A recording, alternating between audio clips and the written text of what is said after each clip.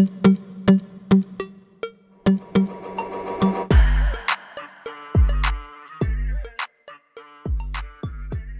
and welcome back to another Tesla Open Mic podcast episode.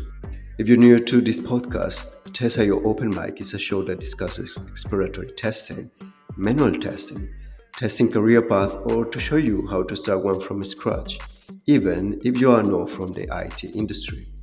Everything that will help you grow as a Tesla tester, an EPAM systems company, or motivate you to become a tester with us. And this series is about team leaders' wisdom capsules. Well, after all, it's called 5 minutes of TL's practical wisdom. Wisdom on how testers can elucidate when a behavior is a bug or not. Tips and tricks, examples, practical wisdom to help you test more productively. This episode aims to gather insights on common mistakes in bug reporting and how to improve testing skills based on reports from the latest Test.io Testing Cup. Hello Evan, welcome back. Hello dear Test.io community. Hello Charlie. Thanks for inviting me to participate in a new episode of your wonderful podcast. Thank you for being here with us today. Can you share some common mistakes you've noticed in bug reports during the Test.io Testing Cup 2023? Well, of course there were some bug reports with really rude mistakes, like not mentioning URL in the first step, providing incorrect URL in the URL field, or not showing the date in attachments.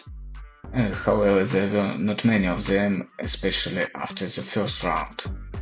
But I would like to point out one slight mistake that often occurred even in further rounds.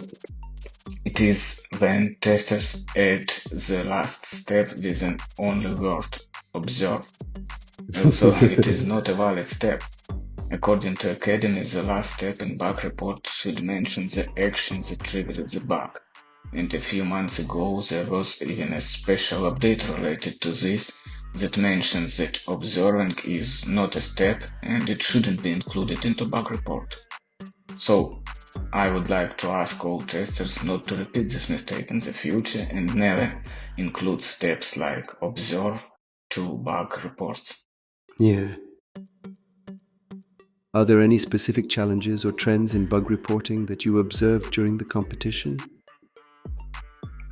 For me, the biggest challenge, or rather disappointment, was reviewing the performance of EPAM teams.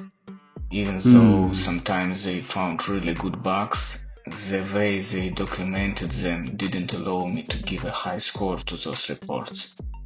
The thing is that although EPAMers without doubt are really good and skillful testers, they unfortunately oftentimes don't know our basic platform rules, and that was the reason they received very low scores in this testing cup.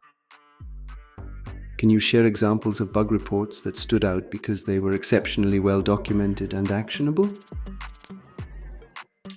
Yeah, I don't remember particular examples, but of course there were a lot of perfectly documented bug reports.